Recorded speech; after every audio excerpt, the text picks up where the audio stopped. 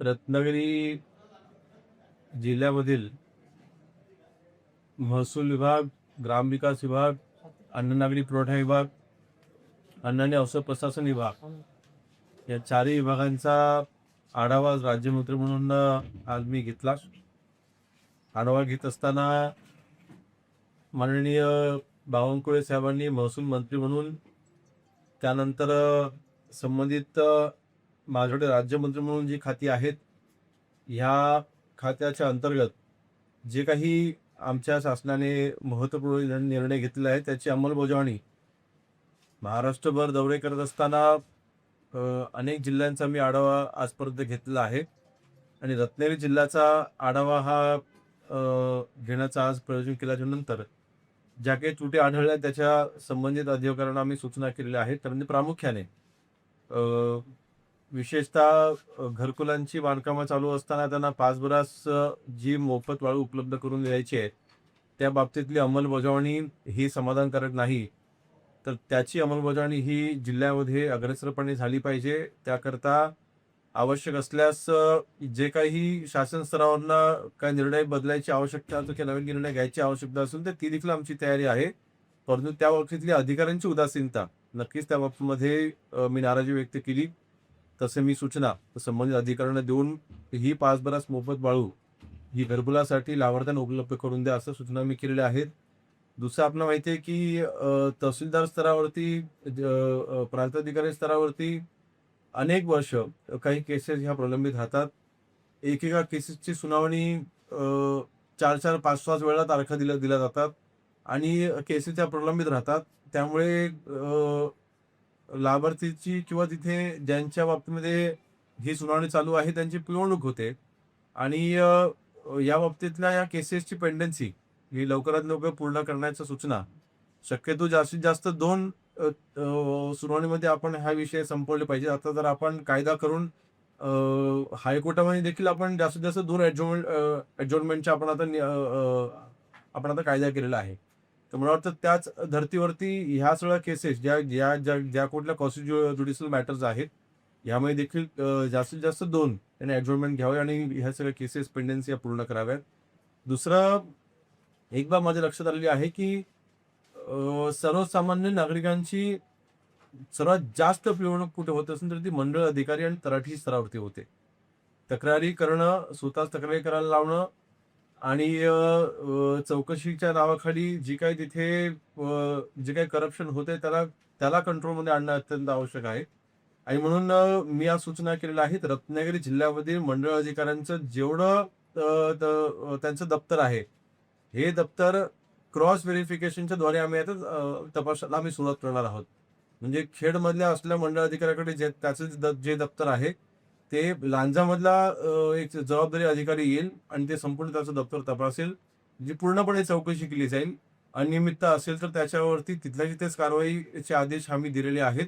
परंतु महाराष्ट्रामध्ये देखील आपण हे राबवण्या बाबतीमध्ये सन्माननीय अपर मुख्य सचिव खारगे साहेबांना देखील मी पत्रव्यवहारांना देखील कळवलेलं आहे.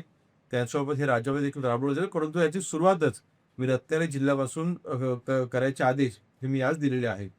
दुसरं ETS मोजणी खाणी ज्या ठिकाणी आहेत त्या ठिकाणी नियमितरित्या ETS मोजणी झाली पाहिजे आणि त्या बाबतीच्या देखील सूचना या मी दिलेल्या आहे, जेणेकरून सरकारचं कुठेही नुकसान होणार नाही, आर्थिक नुकसान होणार नाही. रॉयल्टी जर का कुठे चोरी होत असेल तर त्या बाबतीत देखील कारवाई ही ETS मोजणीच्या द्वारे ती समोर येईल आणि त्याच्यावरती मग त्याची अंमलबजावणी करता येईल. मनरेगामध्ये देखील मी अनेक वेळा पाहतो की जिल्हा परिषदच्या अधिकाऱ्यांच्या मार्फत मनरेगामध्ये कमीत कमी कामं कशी होतील असा प्रयत्न केला जातो. त्याला अनेक कारणं आहेत, परंतु ही उदासीनता चालणार नाही, आम्ही खपवून घेणार नाही असे स्पष्ट आदेश निर्देश मी आज दिलेले आहेत. आणि ह्यामध्ये जास्तीत जास्त कामांमध्ये अजून भर ह्याच्यानं वाढ झाली पाहिजे. शौचालय विशेषतः जिल्हा परिषद शाळांमध्ये असलेली शौचालय ही अत्यंत वाईट स्थितीमध्ये आहेत. ते शौचालयांची बांधकामं झाली पाहिजेत. त्याच्यामध्ये माननीय पालकमंत्री महोदयांची मदत घेऊन उद्योग विभागाच्या मार्फत CSR फंड आणून देखील अगदी शौचालय कशामध्ये बांधता येतील. आणि विशेष म्हणजे जिल्हा परिषद COना मी आदेश दिलेला आहे की शाळांमध्ये असलेली जी काही शौचालय आहेत ह्याचं ऑडिट करा आणि ऑडिटचा रिपोर्ट आम्हाला तुम्ही सादर करा आणि त्यानंतर एक ऑडिटच्या आधारे एक ह्याचा विकास शौचालय बांधकाम करण्याचा एक आराखडा तयार करा आणि त्याला मग CSR फंड आणि अन्य ज्या योजना आहेत त्यामार्फत ही सगळी शौचालय बांधण्याचं आम्ही नियोजन करतोय. दुसरं एकंदरीत 4 विभागांचा आज आढावा घेत असताना 4 विभागांचा आज आढावा घेत असताना याच्यामध्ये कोऑर्डिनेशन आवश्यक आहे. काही-काही ठिकाणी आता मगाशी मी तिथे वाळूचा मी जो उल्लेख सांगितला म्हणजे 5 ब्रास वाळू ही जी घरकुलाच्या बांधकामाकरिता उपलब्ध करून द्यायची याच्यामध्ये ग्रामविकास विभाग आणि महसूल विभाग या दोन्ही विभागांनी मिळून काम करणं आवश्यक आहे. तर मला वाटतं ह्यामध्ये आपण एक अजून एक त्रुटी आमच्या लक्षात आली, की कोकणामध्ये म्हणजे रायगड, रत्नागिरी, सिंधुदुर्गमध्ये या विशेषतः 3 जिल्ह्यांमध्ये वाळूचे घाटच कुठे मंजूर नाहीयेत. म्हणजे जिथे नदी प्रवाह नॅचरल आहे, जिथे नद्या वाहत आहेत, त्या ठिकाणी वाळू साठा जर का असेल, तर जसं आपण खाडीमध्ये आपण वाळूगट मंजूर करतो, तशाच पद्धतीने नदीमध्ये देखील वाळू असेल, तर त्याचा देखील आपण अधिकृत त्याला मंजुरी आणून त्या नदीची वाळूचा उपयोग देखील आपण घरकुलाकरता करून घेऊ शकतोय. तर त्यासाठीचे देखील वाळू घाटाच्या मंजुरीकरता देखील अधिकाऱ्यांनी प्रस्ताव तातडीने सादर करण्याचे आदेश हे हे आज आपण दिलेले आहेत.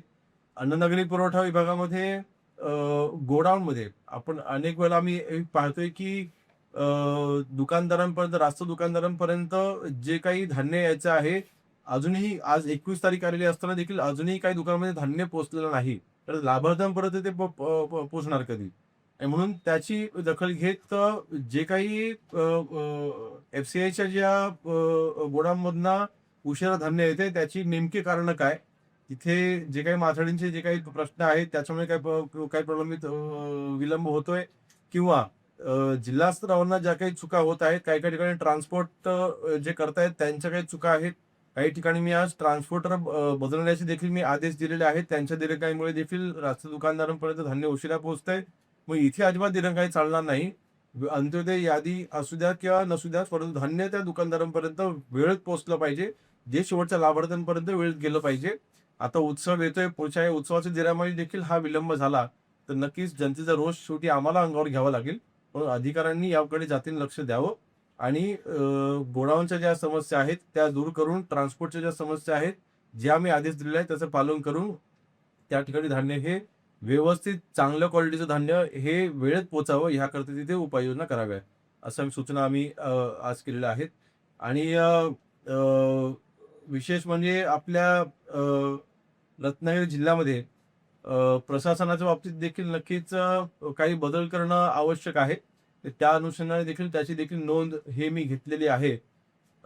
जे काही अधिकारी ह्याच्यामध्ये आज दिरंगाई करतील किंवा कामचुकारपणा करतील, त्यांच्यावरती कारवाईचा बडगा 100% आम्ही उगारू आणि जे काही शासनाचे आदेश आहेत त्याचं पालन हे तंतोतंत झालं पाहिजे.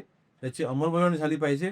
या बाबतीतल्या सूचना ह्या मी केलेल्या आहेत आणि आज रत्नागिरी जिल्ह्याचा मी माझ्या 4 या विभागाचं जे ग्रामीण विभागाशी संबंधित आहे त्याचा मी आढावा घेतलाय. पुन्हा 6 महिन्यानंतर मी पुन्हा आढावा घेणार आहे. ह्याच्यामध्ये प्रोग्रेस काय आहे, किती आहे याचं पूर्णपणे आकलन ह्याचं दर महिन्यानंतर माझ्याकडे मी अहवाल घेणार आहे. दर 6 महिन्यानंतर मी याचा आढावा देखील घेणार आहे.